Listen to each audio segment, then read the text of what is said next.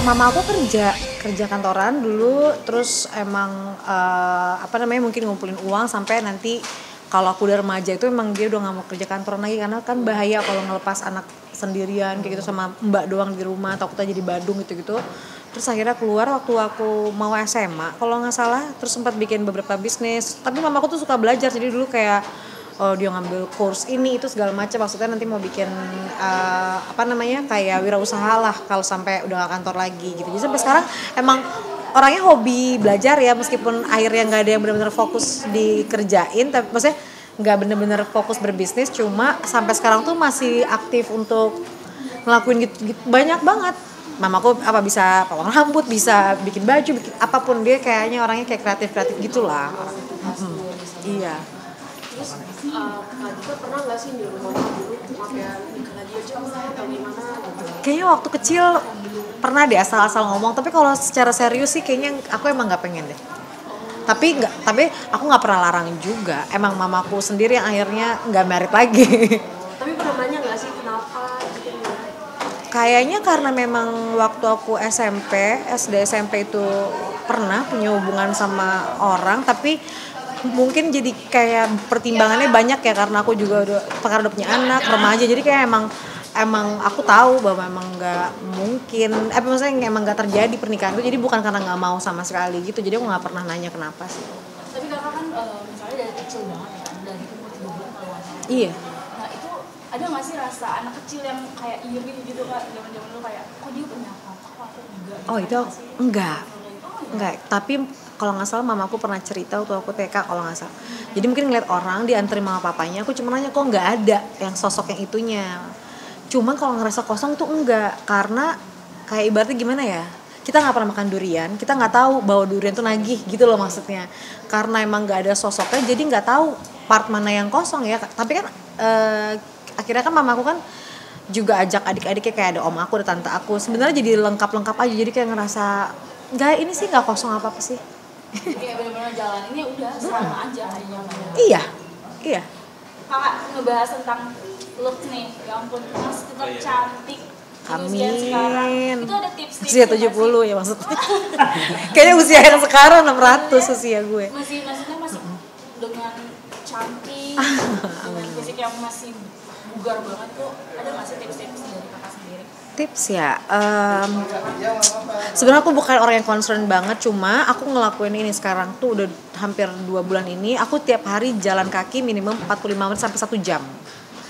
Itu kan banyak tuh anjurannya, jadi kita nggak perlu too much olahraga ya, sebenarnya nggak apa-apa kalau mau nge-gym segala macam, tapi aku tahu aku agak kurang begitu telaten, jadi kalau nge-gym iya enggak itu kan nanti di badan juga nggak bagus gitu ya.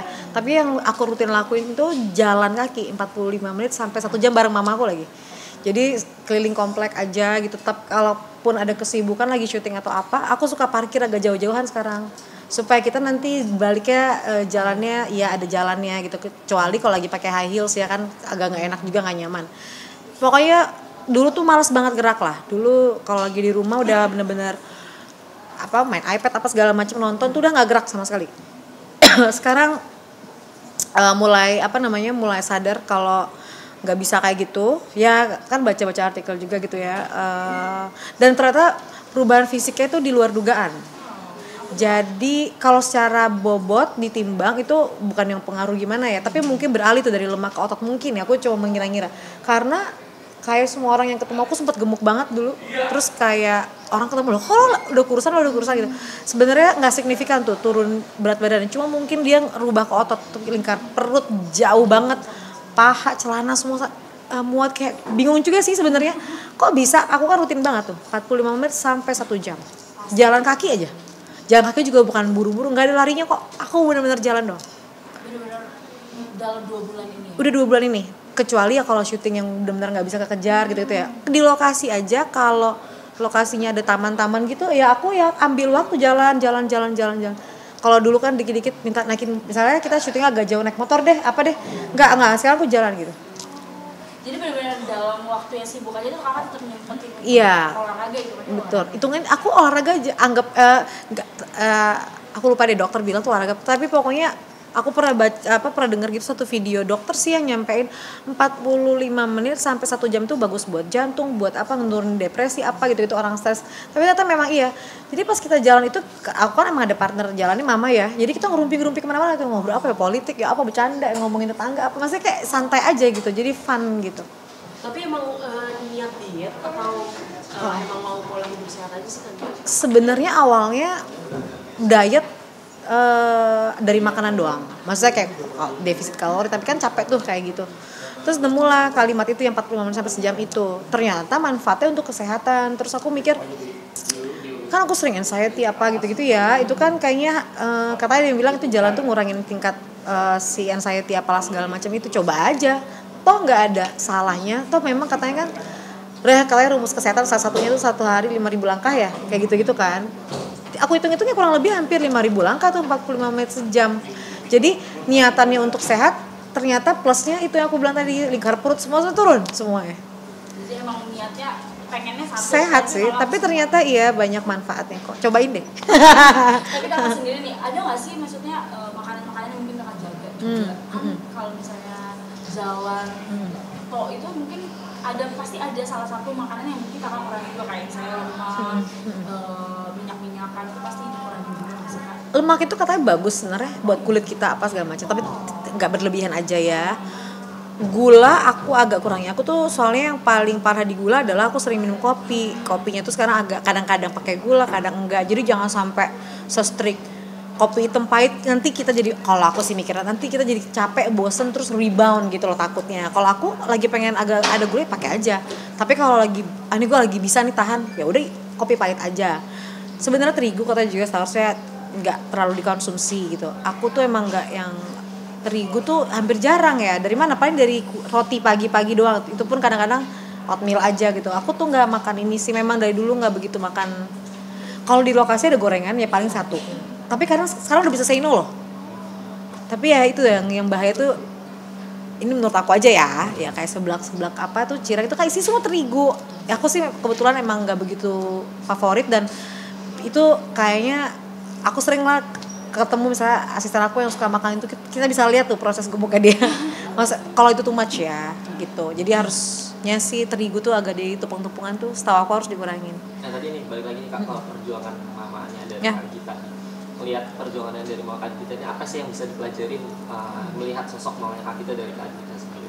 Ya bahwa perempuan itu ternyata super power gitu. Perempuan itu sebenarnya ya punya kekuatan yang lebih untuk meredam emosinya, bangkit di saat terpuruk, berjalan gitu. Sebenarnya nggak jarang loh ngedenger cerita perempuan yang ditinggal suaminya terus kemudian gak nikah lagi. Kayak ada beberapa cerita deh, bukan cuma mama aku aja gitu. Artinya ya wanita tuh kuat banget. Jadi kalau banyak di luar sana wanita yang suka merasa gagal dan patah, enggak. Kita tuh didesain sekuat itu. Menurut gue karena liatnya nyokap sih kuat banget gitu. Apakah jadi role model gak sih kak? Oh iya banget, iya. Kadang-kadang suka ngerasain nyokap gue aja mampu begini, kenapa gue nggak bisa, selalu gitu sih. Tapi kakak ada nggak sih karena mungkin melihat sosok ibu yang tidak membutuhkan, jadinya tidak membutuhkan lelaki juga ya di hidup dia hampir 35 tahun ya. Itu ada nggak sih kakak kayak, ya aku juga nggak butuh deh. Gue suka deh pertanyaan ini. Sosok lelaki. Iya sih. Ada loh momen itu loh. Jadi ngerasa gini loh. Tapi kan aku tadi aku bilang ya, aku kan sebenarnya ada om tante segala macam. Tapi kan itu kan bukan sosok laki-laki pendampingnya gitu kan. Mamaku mungkin bukan nggak butuh laki-laki, pada akhirnya bisa tanpa gitu kan. Nah, yang salahnya ketika aku selalu melihat itu, memang bahaya di aku sih. Bukan bahaya sih, aku nggak tahu ini negatif atau enggak ya. Cuman lebih kayak gini. Kalau emang lu udah nggak cocok tuh, aku jadinya cepat untuk ya nggak apa-apa kalau nggak ada lo. Gitu loh, jadi kayak gitu. Sebenarnya kan harus ada kebutuhan yang lebih ya, itu kadang aku berusaha tuh nyari needs itu tuh lewat nonton gitu kan. Kadang-kadang nggak relate tuh aku karena terbiasa ngeliat nggak, itu tuh fairy tale banget gitu. Itu benar sih. Jadi kayak cowok tuh pastilah ada posisinya tertentu dan porsi tertentu, cuman jadi nggak impactful aja sih.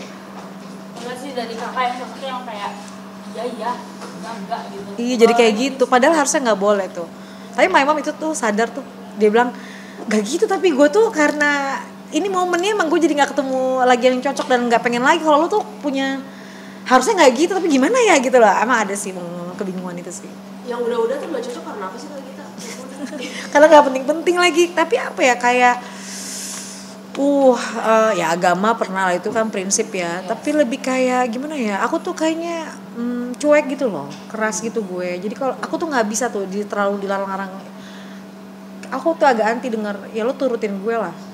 Apa sih kenapa gue mesti nurut gitu loh. Tapi mungkin dua secara verbalnya mungkin harusnya nggak gitu kali. Mungkin ada cara treatment tertentu nanti tuh pasti aku akan nemu tuh sama cowok yang kayak gitu, yang tahu tuh how to, kalau dia nggak pengen gue gini tuh nggak bisa tuh aku di apa ya, ibaratnya kayak gue sering berantem tuh karena itu, kayak lo tuh nggak nurutin gue gitu. Aku agak anti denger tuh kayak emang ada keharusan nurutin lo gitu loh, kita kan sepadan aja ya pasangan gitu. Kayaknya itu yang sering bikin. Tapi kira-kira cowok kabur nggak sih? Kabur. Karena itu.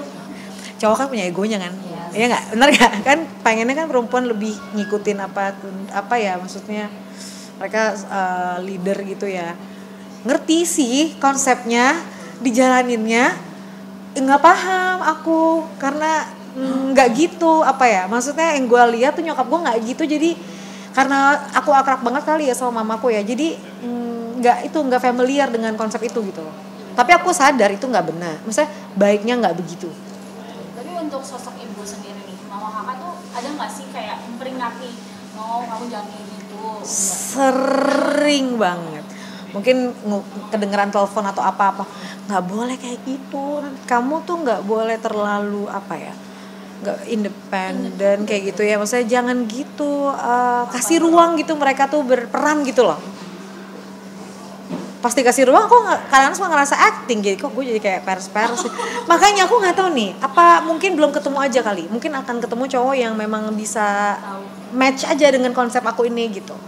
Tapi gue manja banget, bukan nggak manja apa ya? Kan banyak ya perempuan kalau dikasih tahu, ya udah deh gitu.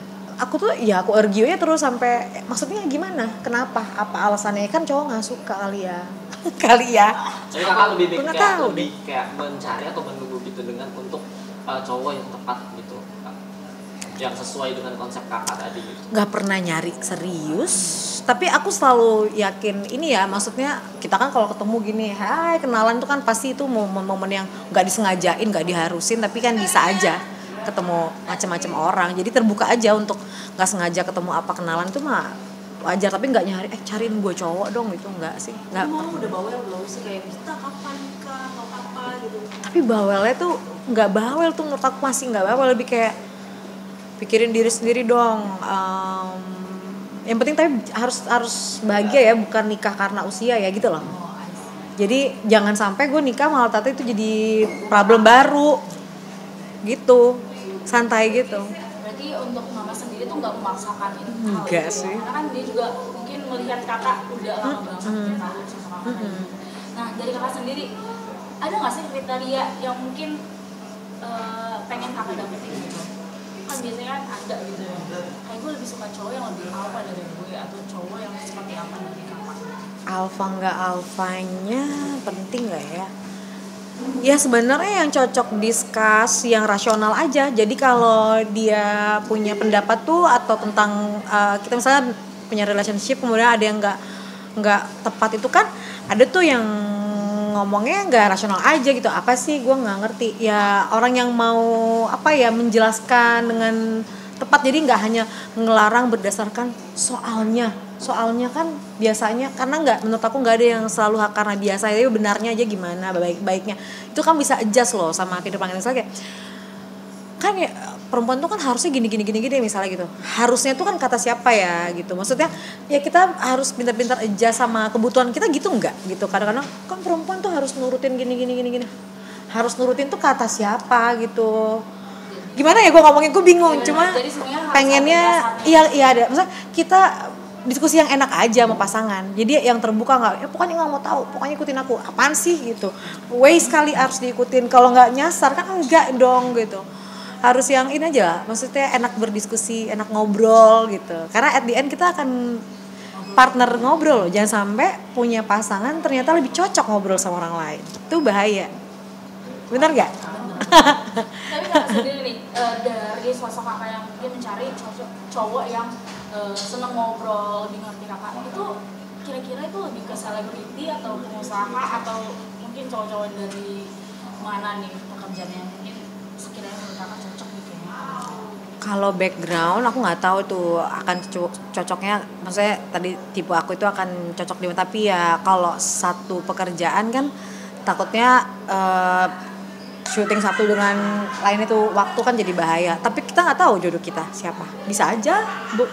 Aku nggak tahu, itu nggak jadi keharusan.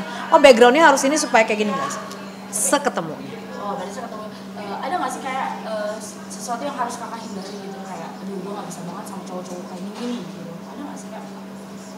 Cowok misalnya kakak anti banget sama cowok yang terlalu butir gitu. Kan tadi itu udah salah satu mungkin cowok yang masih di bawah umur kakak atau Enggak, kadang-kadang di bawah umur kita dewasa. Aduh, Berondong. Apa ya?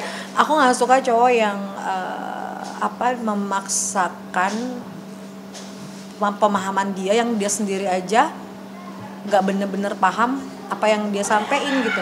Tapi ini off the record ya. Contoh misal gini, ya nggak, dalam agama kan nggak boleh kayak gitu. Misalnya suka dikit-dikit bawanya ke sana, dikit-dikit ya bener banget. Maksudnya kita boleh itu, tapi kadang nggak cocok gitu loh.